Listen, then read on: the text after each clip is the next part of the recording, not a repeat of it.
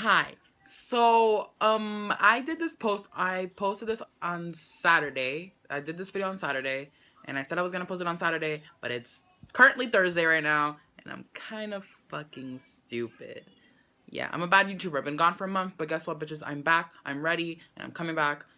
So yeah, this video, I see a movie with Gigi Gorgeous. Nothing more. Take it away. And I had all my friends and family there. I really, really, really hope you guys enjoy this film. We've put like years and years and blood, sweat, and tears into it. And I completely trusted Barbara with this film. Lucky me. Yeah, well, lucky me. I mean, we found each other like it was like magic. So I really, really hope you guys enjoyed it and just take it all in. And I can't wait to see you after.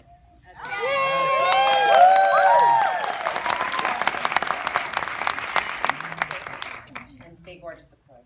Nice. You're each other. Okay. Enjoy the show. Thank you. And I watched that back and I cringe and I'm like, God, you lost your mother and you're pushing away your father. How dare you do that? He wanted to be there. He was so vocal in saying he wanted to be there. But I think, it was coming to Jesus moment for him because he saw the facial feminization happen and then he saw the boobs happen and I became his daughter. And I think that that's what's most powerful about this is it doesn't need to take those steps. You can just instantly accept because I didn't want him to come to Boston because I didn't want him to be calling me the wrong name or the wrong pronouns. Like that's the last thing I needed and that's what I said. And, I think he just needed to see maybe the boobs to be like, okay, I don't know.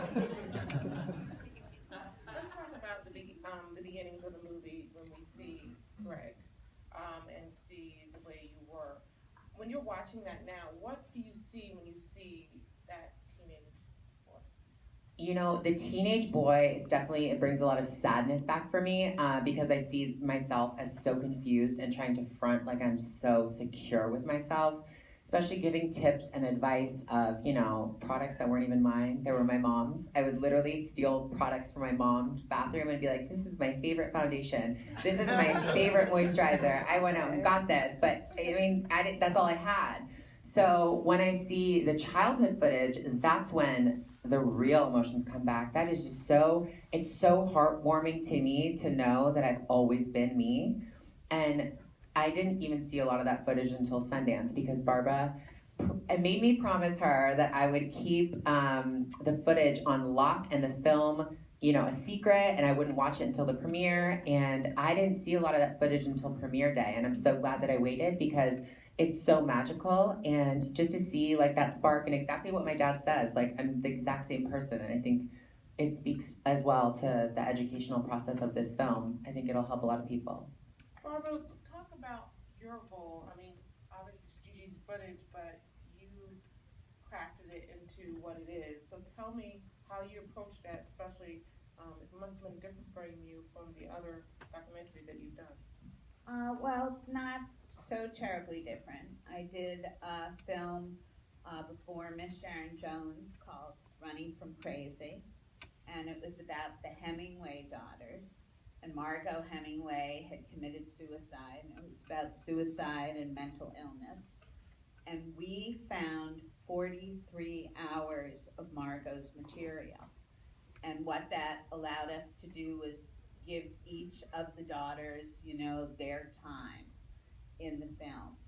And it made it so much richer and so much more complex. And I think that if we hadn't been able to have, sort of used all the YouTube footage and the GoPro footage that Gigi got, we wouldn't have been able to tell a story that was so fluid and was so seamless. And what we were able to do is I would bore to tears, I'm sure, Gigi with long interviews, asking her every single thing I could think of so we could tell a narrative, so we could tell a story. And I think one of the big challenges was trying at the beginning to blend the voices because I wanted the audience to go on a journey with Gigi and not be able to see who she was today or intercut it. And so her spine and her material was like a treasure chest to all of us. Every time we found something else that said something, we'd jump up like little kids in the edit room. It was really quite beautiful and wonderful for us. So, Relationship, because that's just all I've known. And I found a family in YouTube at such a young age, like 15, 16, and I think that it's really important to know that, if you're ever going through a hard time, like I know America is going through, it's okay to be scared, of course. A lot of change. It's very terrifying. But if we stick together, like we saw in Park City, there was an amazing women's march. It was beautiful how many people came together all across the world. There were so many marches, and I think that it just speaks to the point of, if you want something done, stick together and love trumps hate at the end of the day, and we can overcome anything in a positive group.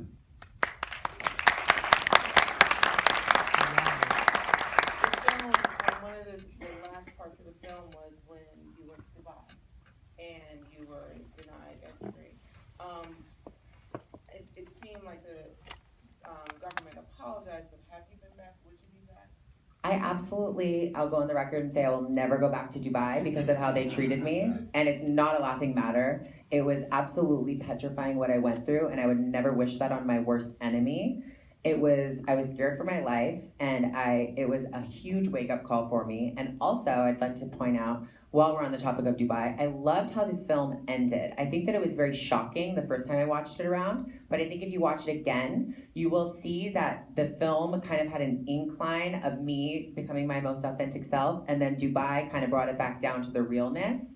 And I thought that was very powerful in the way that was done, and it was very real, 5.5 hours doesn't seem that long, but it was terrifying, and I wouldn't wish that on anyone. And yeah, I was going to visit Nats, and she rescued me. Aww. I'm gonna open up the questions, but just one more thing. Hey, what's up, you guys? It is like 9 p.m. Holy fucking shit. So I just met Gigi for the 3rd time in a row. Oh fuck. It's really cold right now. Oh my god, it's right there. Hold up.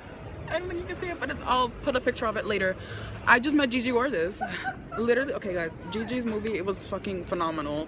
I got a hat and I got a little poster thing. It's fucking amazing. I'm literally freezing my ass off.